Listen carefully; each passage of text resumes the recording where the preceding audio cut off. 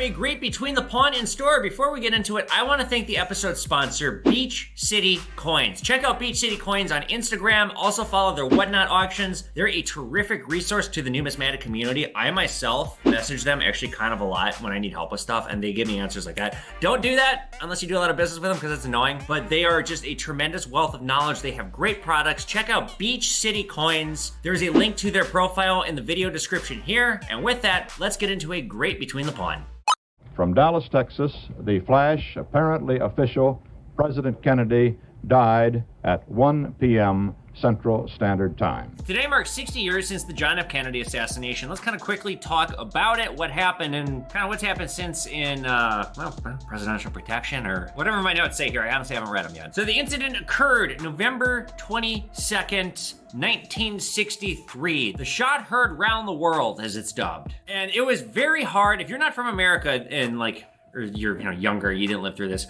This was as traumatic to the nation as 9/11 was, something that I lived through. My grandma, I remember her telling me about how distraught she was when she found out. I remember my mom saying, I think my mom was 5, and she came home from school early, and my grandma was in tears in the kitchen screaming, "Oh, they shot my Johnny." That was how the nation saw John F. Kennedy. He was this young, cool guy. We've never had a president like this. He was like Obama was when Obama was elected. Obama was young and hip. He listened to rap. He was cool. JFK, kind of the same thing. So when he died, it was just a shock to the nation, a tragic gut punch. Kennedy was riding in a motorcade through downtown Dallas. He was shot at 12:30 Central Standard Time, and he was in an open-top Lincoln Continental convertible. Now, back then, it used to be a lot easier to get close to politicians like this, and this wasn't the nation's first rodeo with an assassination, but the conceptualization of somebody, using a sniper rifle to pick them off from far away, it wasn't that far, but nobody thought of it being done.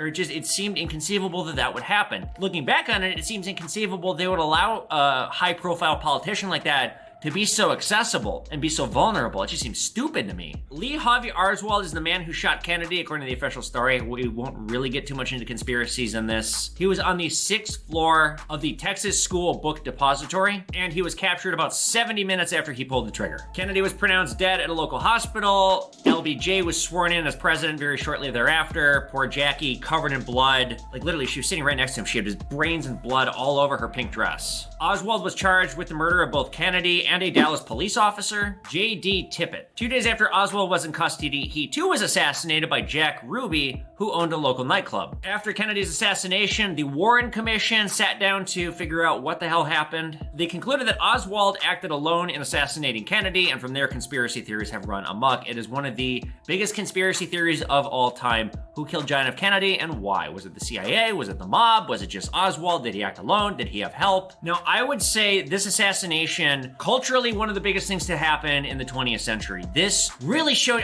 World War II showed us all the ugly side of things. We had these death camps and all this horrible footage emerging of what was actually going on behind Nazi closed doors. This really America up. He was so popular, and to have him murdered in front of the whole nation like this so savagely, to have his wife covered in his brains and blood, it just, you could say this is a bit of a stretch, but not really. 1970s films are known for the exploitation of the extreme, particularly of sex fetishing and violence. We talked about this in the horror movie Halloween special. You could say that a lot of the appetite for that came from this assassination. The nation changed. What do we have after Kennedy? Then we have Vietnam, one of the ugliest wars America's ever fought. So let's kind of briefly talk about presidential security. In the early era, they really didn't have a whole lot. I need to see this play like I need a hole in the head. In fact, Thomas Jefferson was known to answer the White House door by himself. Just imagine, you knock on the White House door and the president just answers, "Hey, come on in. What do you want? You selling cookies?" The Secret Service came about, and we have also talked about this very, very, very shortly before Lincoln was assassinated. Within days of him dying, he created the Secret Service, not to protect politicians, including himself, but to catch counterfeiters. That's the majority of what the Secret Service does. Again, we've already talked about this. But after the assassination in 1901 of President William McKinley, the Secret Service really started to focus also on protecting high-profile politicians, including the president, because you've got chaos. You can't have your leaders dropping dead like this. It really makes your nation look weak. So now the presidents are getting protected after 1901. But even still in the early 20th century, it was kind of a low-key item. It was still, presidents were still pretty accessible for who they were. They often freely interacted with the public, and the Secret Service's resources were very limited compared to today. However, World War II is where this starts to really change, because now we are at war. There could be a Nazi assassin who wants to kill the president. In fact, in Man in the High Castle, it's an alternate history where the Nazis win. And it starts with, and this is true, FDR was almost assassinated very, very, very shortly after he was first sworn in. In this alternate history, he is assassinated, and as a result, we don't get a New Deal, we don't get an economic recovery plan out of the Great Depression, and the Nazis are able to take Europe as direct result of this chain of events. So Kennedy's assassination, though, this was a watershed moment in presidential protection. The Warren Commission recommended several improvements of security, several standard procedures that went on to become more codified and more standard routine. Presidential vehicle security got better. They became bulletproof. No more riding in open-top convertibles where somebody could just blow your head off. The scope of the Secret Service was expanded to all major presidential candidates. You know, like if for example, Robert F. Kennedy right now, he's running for president. He wants presidential protection, which is kind of funny because it's like they the bed so bad with your uncle. You really think they're gonna make a lick of difference for you? But yeah, threatening the president has become a federal offense. That didn't used to be the case. You send a letter that says you to the president, you got the Secret Service at your door. You make a joke on the internet, you got the Secret Service just following up to make sure, hey, we don't think this is funny. Don't around and find out with this. Let's not have you around and find out. We're not gonna around and find out. Drop it. Are you serious? And if you're serious, you go to jail. It's a federal crime. Long-term effects also significant communication between federal and local authorities. Example, presidents coming to town. They're chatting with the local police department, the Secret Services. They're coordinating to make the politicians safe, whether it be the president, President Xi Jinping visits America. He's got Secret Service detail along with his own bodyguards, but really changed the game for the Secret Service and presidential/political protection. What happened to Kennedy? Now, the final thing I want to talk about is the coin, which we see all the time here, the Kennedy half dollar, which they still make to this day. I only buy the silver ones. The 90 percenters are going to be 1964, and then 65 to 70, they're the 40 percenters. And then beyond that, I don't really buy them unless they're graded, and there's silver proofs, which they still make those. By and large, if you guys find a Kennedy half dollar in the wild, just spend it. It's worth 50 cents. That's it. They make a lot of them still. The obverse features John F. Kennedy. On this Kennedy half dollar, this coin was made. This coin was introduced in 1964, just months after his assassination. Gilroy Roberts designed the obverse. I think this is one of the best presidential obverses out there. The reverse, the presidential seal, was created by Frank Gasparo. And these were originally 90% silver in 64. Silver prices changed. They phased out silver entirely outside of silver proofs beyond 1970. And this coin was extremely popular when it came out because the nation was so heartbroken about Kennedy. The one I'm holding here, it's a special one. This is a Breen one. I actually forgot what the Breen thing is. This is worth about $300, the one that I'm holding.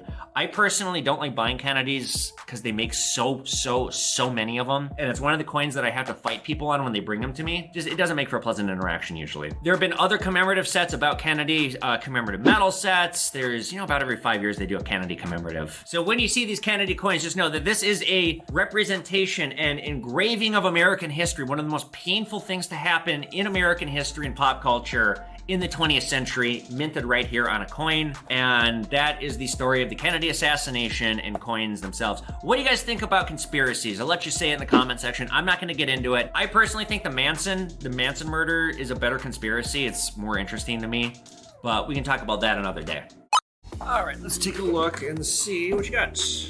Are you the Evan that wrote the book? I am the Evan that wrote the books, yes. Now I do this because nobody bought these. This is just some silver. I think we could do that last. There's not a lot of it. So I sold one coin in my life. Yeah. And the guy ripped me off. He switched coins on me. Ooh. It was 1980. This one and this one are they're rare. I think that's the 89. Yeah. Oh no, this is an 86. So we're at 922 so far. Okay. Are any of these above spot? They are all above spot. This is the only one I think it's kind of a fair offer. Honestly, with my offer, you should probably keep those for now, unless you really need the money. Yeah. No, I could die with these things and I won't need the money. So what are we at? In that case, hold on, Don. This isn't a good time to sell. It isn't? I don't think so, no. Oh, because? Yeah. Because I think it's going to keep going up. I could be wrong, but it's definitely not going to go. You think it's going to 2,500? It's not going to go down. Yeah, I'm going to be straight with you. I'm going to probably put these away for myself if you sell me those. Because I want to sell you those. Okay. 1,020 because I'm going to dump this one to somebody else. Can they make it 1,028? Fine. Then we got some Eagles here. I'll go 26 each on the Eagles. That's $3 over spot. I'll do that. So how many of these are? There's I'm gonna give you $350 for everything we see here. So there's that, 11 there's 11 eagles, 3 silver dollars. so I'm up to about $2,300, right? 1950 plus 350 is 2,300. I gave him the straightest advice and was just like, look, I'm like not paying you fairly on this stuff because I don't want to, because I don't really have the money to. You should just keep it. My God, this 91 quarter ounce is worth $2,000. That pays for all this other gold. So, okay, that was randomly a really good deal. Potentially, I will make like $1,000 on this deal. All right, step on up. What do we got? Oh, wow. Yeah, this is from 1953. Wow. Usually with archery, Bear is probably one of the most desirable brands. Same model, here's one, sold for $239.99. This one was $255 plus shipping. You want 135? Yeah, $135 for it. I figured that should give you plenty of room. And then, And it comes with the quiver? well, it doesn't come with, I've got the quiver price separately, but here's one real close to it. Best offer off of $49.99. I got 25 plus 25. So you're looking for 160. How's 155? Yeah, that sounds fine. All right, let's do it. 155. You want to grab them? Thanks. She's for the. There you go. Oof, ooh, ooh, You guys ooh. take care. That smells. Thank Stay you. warm. Appreciate it's it. gonna warm up again, so. I've never bought a bow and arrow. That is the first in my career. I honestly, it definitely needs to be restrung. I don't know what I'm looking at, but like overall, this is. I'm sure I'll do just fine on this. All right, so warming the place up a little bit because winter gets cold in here fast. I am about to start a Whatnot auction. I'm doing it from my store. Reminder, you guys, if you don't have Whatnot, download it using my code. You get a free $15.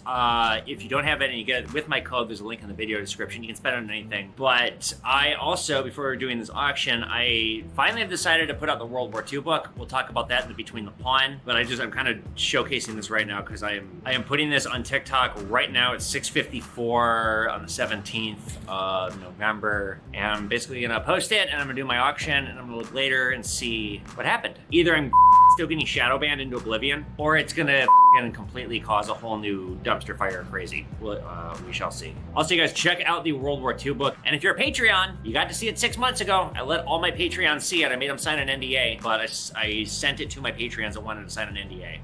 So another reason to become a Patreon. What's going on, you guys? We're Between the Pawn. I'm Evan, and this is my gold and silver business. Once again, be sure to support our sponsor. There's a link in the video description. But with that, you guys, how's my week been? Oh, very busy.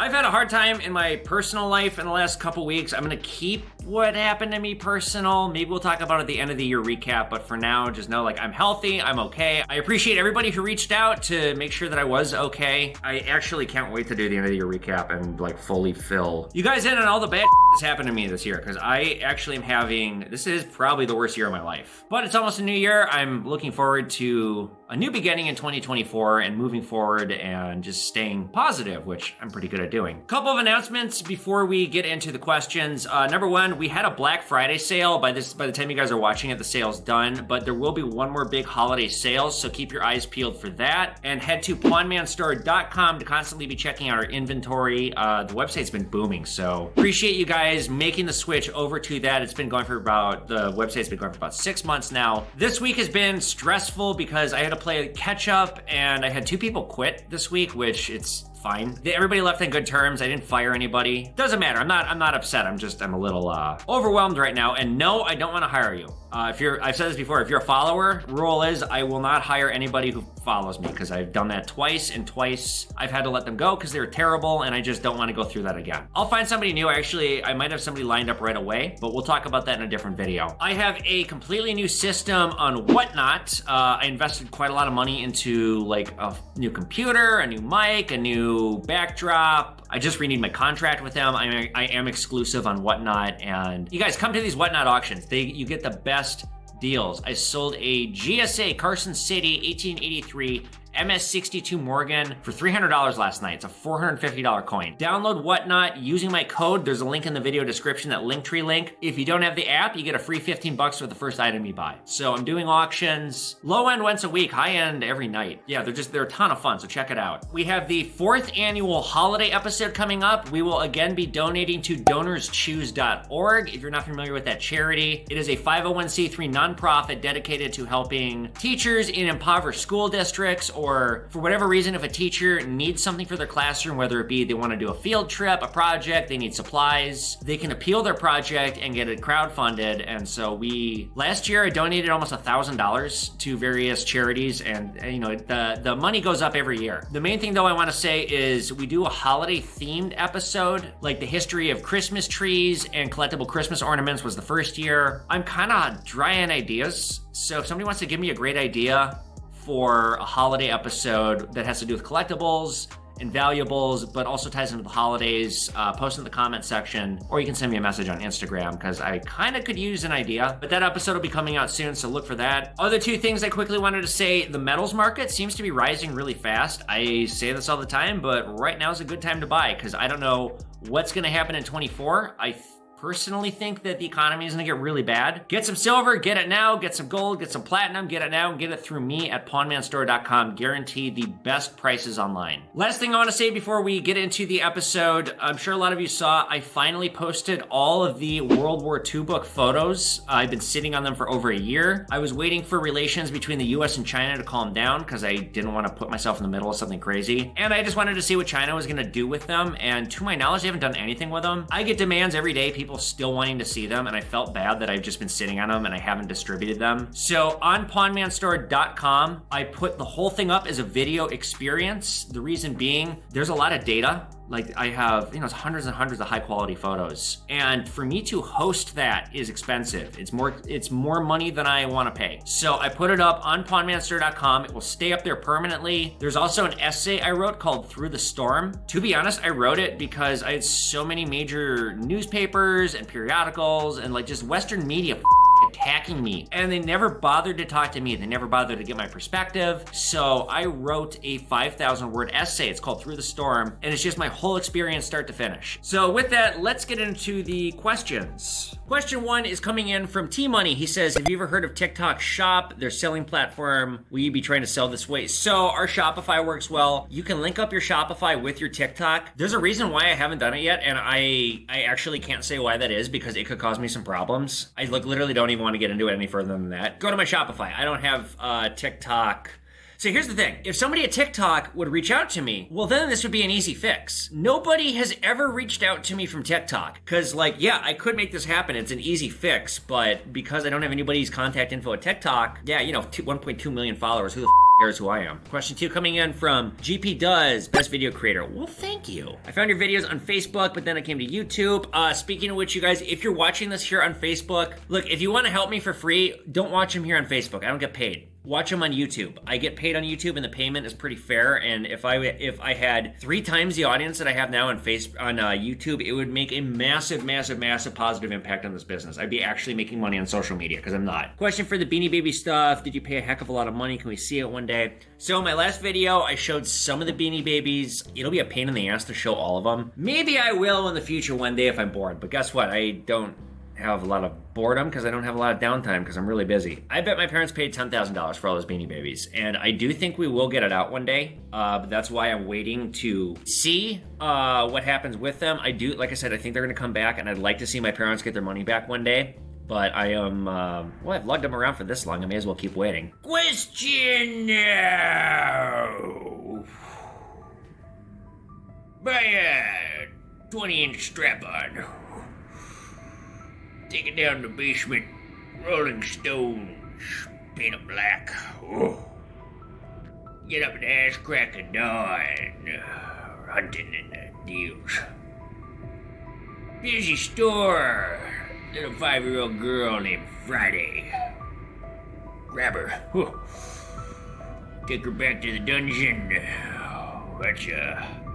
Finger licking, Black Friday discount. One for the agent. Tickle Monster Girl. That was kidnapping a little girl named Friday and her with a black 20-inch strap on. And that's your Black Friday deal. No warning signs. Anyway, Tickle Monster Gal says, if you could own any animal, what would it be? I just want to say this, you guys. I am so motherfucking against the exotic pet trade. If you own an exotic animal, put a gun in your mouth. You are destroying the environment. You are destroying nature. You are shitting on a wild animal. It's a wild animal. It's not a pet. Anyway, I've always wanted a German Shepherd, and we never could have one growing up when I was a kid, even though we were a big dog family. We always had 3 dogs, and we always had like big labs or poodles. We couldn't have German Shepherds because my dad, he was a private eye. He got attacked by German Shepherds all the time, and he's afraid of them. So I could never have one as a kid. I'd love to have one. I'm like really busy though, obviously, and they're kind of like needy animals. I also don't have the space for it, but I do really want a German Shepherd, and I will bring it here every day when I get one. I also really want a koi pond. I love koi, but that would require a house and a lot of money. So there you go. Hope that answers your question. Question 4 coming in from Mean One says, for the next episode, maybe not so much, are your employees not wanting to be on camera? If not, just showcase your showcases. Okay, so I had this friend growing up, ungodly rich. Family is probably $50 million. And this friend was an only child and had kind of a bizarre family in that there's a lot of, like, you tell there's like a lot of family secrets and like convolution going on, but don't ask questions. If you walked around their mansion and you looked at family photos, there was another kid with my friend in all the family photos from birth until about age 7 or maybe around age 7. The other kid stopped showing up in photos, and I never got a straight answer what happened to what I assume was his brother. That's kind of what's happened. If you go watch some of my old videos, there's another person that worked here that I wanted them to be the female version of me, and they could have been more successful than me. Seriously, they could have blown me out of the water if they would have taken the opportunity I gave them seriously, but instead they did a bunch of sketchy shit. They stabbed me in the back, and they basically chose chaos over a career.